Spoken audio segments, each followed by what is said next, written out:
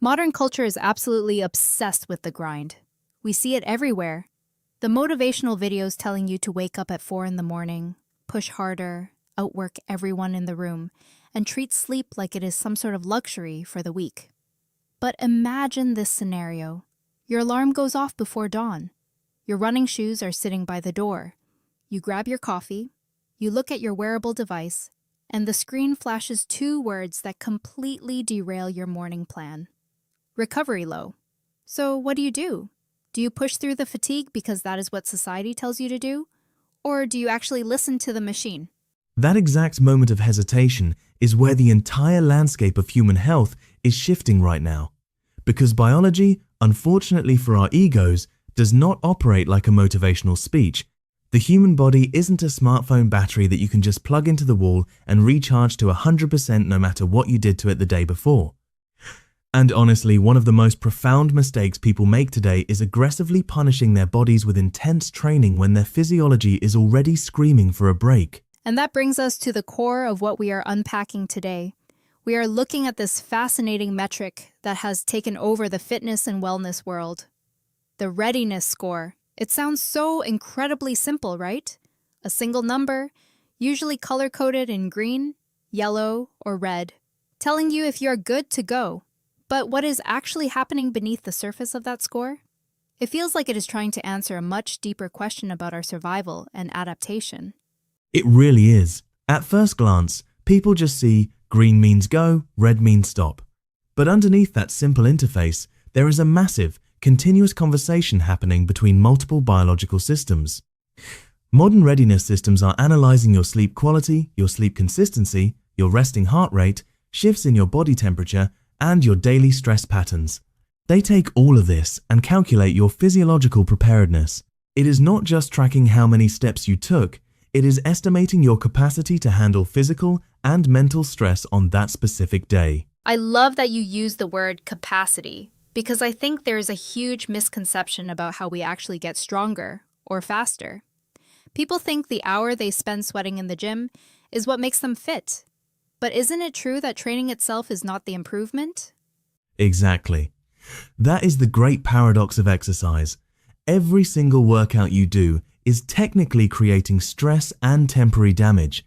You are creating micro tears in your muscle tissue, you are taxing your nervous system, you are inducing inflammation.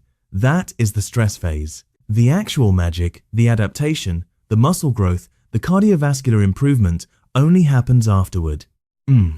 It happens when you sleep, when your nervous system calms down, and when your metabolic systems repair the damage. Without recovery, that adaptation process is completely impaired. So, in a very literal sense, more training is not always better.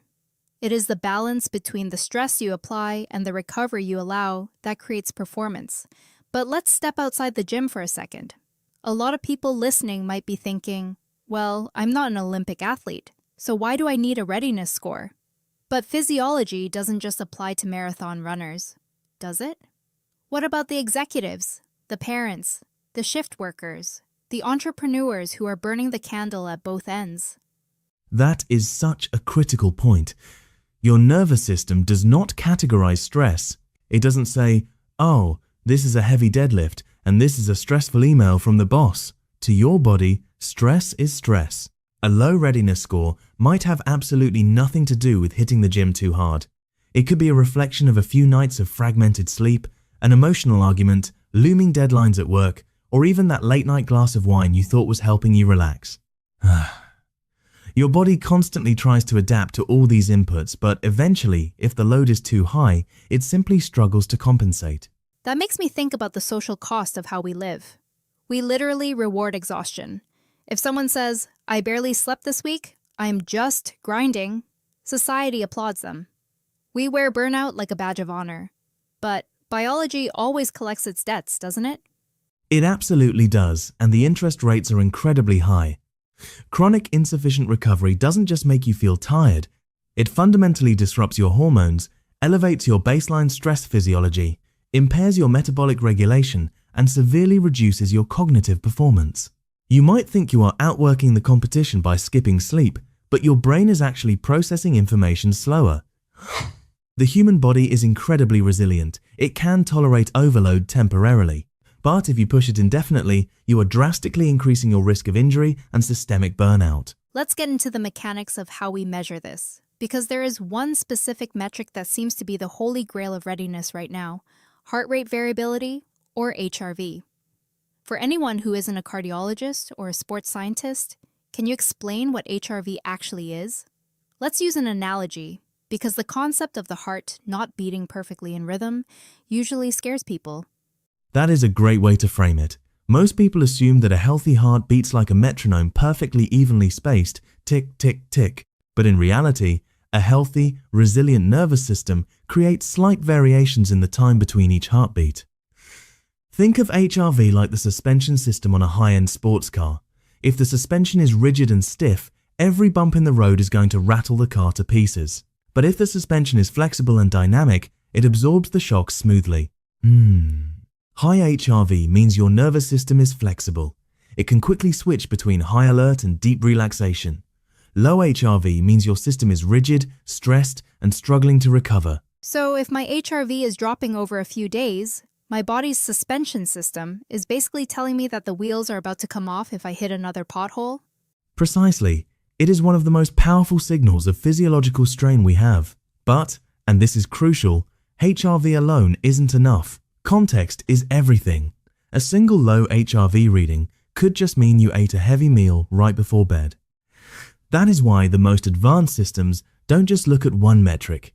They combine HRV with resting heart rate, temperature, and sleep architecture to interpret the entire interconnected, dynamic picture of your biology. Which brings up a really practical dilemma. Let's say I wake up, I look at my data, and my readiness is in the red. My HRV is low, my resting heart rate is elevated. Does that automatically mean I should cancel everything, lie on the couch, and do absolutely nothing all day? Because for a lot of driven people, doing nothing causes its own kind of mental stress. No, it doesn't mean you just become one with the sofa. This is a huge misunderstanding in the wellness space. Recovery does not always mean complete and total inactivity. In fact, sometimes the body desperately needs light movement to flush out metabolic waste and regulate the nervous system.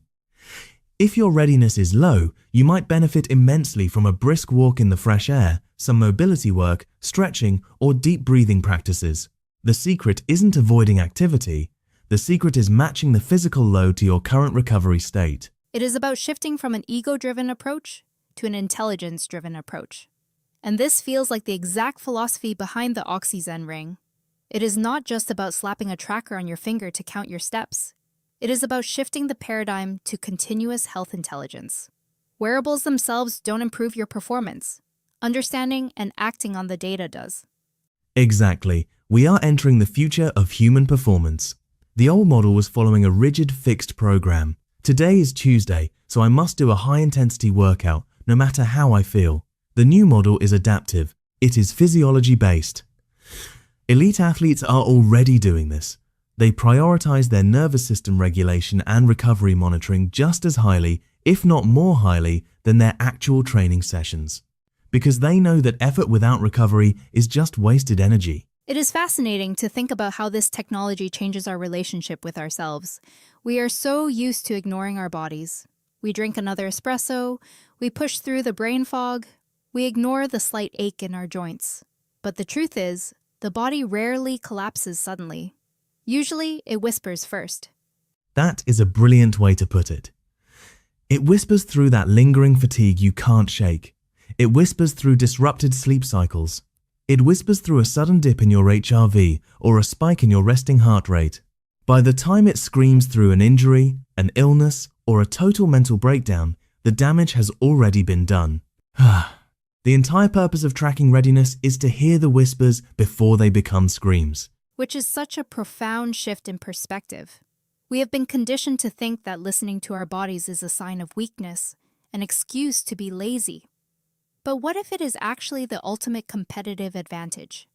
What if the smartest decision you can make today isn't to push harder, but to step back, breathe, and give your biology exactly what it is asking for? That is the ultimate realization. Real, sustainable performance, whether you are trying to win a gold medal, build a company, or just have enough energy to play with your kids at the end of the day is never built purely through stress. It is built through intelligent, intentional recovery. When you understand that, you stop fighting your biology and start working with it. And that is exactly what true health intelligence looks like. It is not about gathering data for the sake of data. It is about interpretation, awareness, and making choices that honor the complex, incredible machine that is the human body. So tomorrow morning, when that alarm goes off, before you blindly rush into the grind, take a moment, check in, listen to the whispers. Because sometimes, the most productive thing you can do is simply recover.